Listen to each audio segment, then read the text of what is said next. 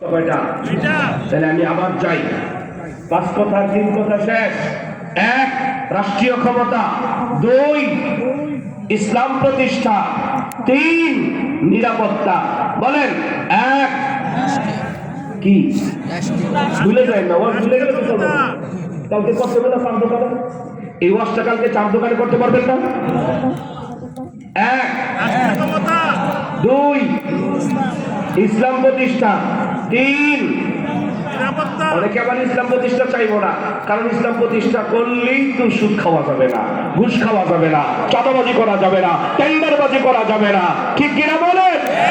Rod চুরি করা যাবে না, টিন চুরি করা যাবে না, তেল চুরি করা যাবে না, ঠিক কিনা বলেন? চাঁদাবাজ কইলেই আবার একদল এদের নিজেদের গায়ে নিয়ে আসে ইচ্ছা করে। এই আমার মসজিদে অথবা জেলা মসজিদ সবাই নামাজ পড়ে, মাঝে মাঝে সব ব্যারিস্টাররাও নামাজ পড়ে, জজরাও নামাজ পড়ে, এডিসি এনডিসি যা আছে ডিসি সব মাঝে মাঝে আসে। যদি পুরুষ সব আসে, মহিলা হইলে মহিলাদের জায়গায় থাকে, তখন আমি মাঝে মাঝে বলি এই, কারণ ইসলাম যদি প্রতিষ্ঠা হয়ে যায় তাহলে তোর মদ খাওয়া যাবে না, গাঁজা খাওয়া যাবে না, বাবা খাওয়া যাবে না, ফেন্সিডিল খাওয়া যাবে না, হিরোইন খাওয়া যাবে না, ককসিল খাওয়া যাবে না, জুতার আটা খাওয়া যাবে না। কি খায় না? খায় না? সব খায়। রূপগঞ্জে খুব কম না, এটার প্রসার কিন্তু অনেক অনেক। এই আশেপাশেও কিন্তু আছে কম বেশি। আমি জানি এটা থাকুক। এটা কি আপনারা চান? এটা কি আপনারা চান? এই মহল্লার সমাজপতিদের কাছে জিম্মাদারি, আপনারা আপনাদের জেনারেশনকে বাঁচান, আপনারা আপনাদের জেনারেশনকে বাঁচান। জেনে চুপ থাকবেন না। যার ঘরে বিক্রি হয় বন্ধ করেন, যারা ব্যবসা করে সামাজিকভাবে তাকে ধরেন। বাহিরের মানুষ জানে, আপনারা কেন জানেন না? বাহিরে প্রচার হয় যে আপনাদের এলাকায় গাঁজা বিক্রি হয়, আপনি কেন জানবেন না? আপনাকে জানতে হবে। সামাজিকভাবে আপনাকে উত্থান করতে হবে। আপনাদের সকলের কাছে জিম্মাদারি থাকলো, তো মাদক মুক্ত সমাজ আমরা চাই। আপনারা কি জানেন ইতিমধ্যে একটা আইন চালু হয়েছে, প্রকাশ্যে যারা বিড়ি সিগারেট খাবে 5,000 টাকা জরিমানা। সেটা কি জানেন? কে জানেন? না জানলে এখন জানছেন? প্রকাশ্যে যারা বিড়ি সিগারেট খাবে তাদের 5,000 টাকা জরিমানা। আরে 5,000 টাকা এই যে নতুন আইন চালু হয়েছে,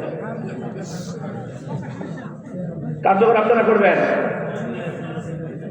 যেই নেতা কার্যকর করতে পারবেন এমন নেতার দরকার নেই। সে নেতাই না, সে সামাজিক বিত্তশালীও না। এই জন্যই তো কথাটা বললাম, খালি গাঁজা খায় ওর দোষ।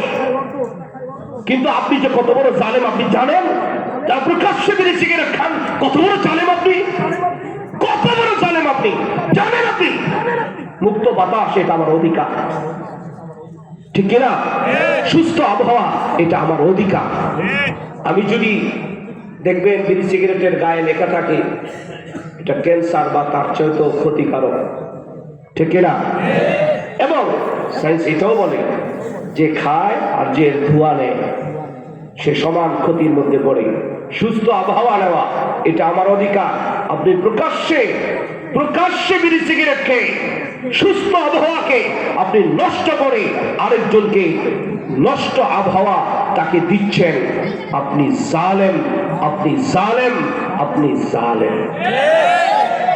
জালেম কোনদিন সামাজিক ব্যক্তি হতে পারে না, সামাজিক ব্যক্তিত্ব হতে পারে না। সে জালেম, সে এবার কি করে সামাজিক ব্যক্তি হয়? গাঁজাখোরের চাইতে বেশি নিকৃষ্ট হলো যারা প্রকাশ্যে বিড়ি সিগারেট খায়, কারণ সে আগামী প্রজন্মকে নষ্ট করে। কথাটা হয়তো খারাপ লাগতে পারে, ইসলামিক দৃষ্টিকোণ থেকে যদি কথা বলতে হয় 10 কারণে বিড়ি সিগারেট খাওয়া হারাম। 10 কারণে। কয় কারণে? মাহফিল করলাম 22 বছর, মাহফিল করলাম 30 বছর, সামাজিক যদি পরিবর্তন না হয় এই মাহফিল করে লাভ কি?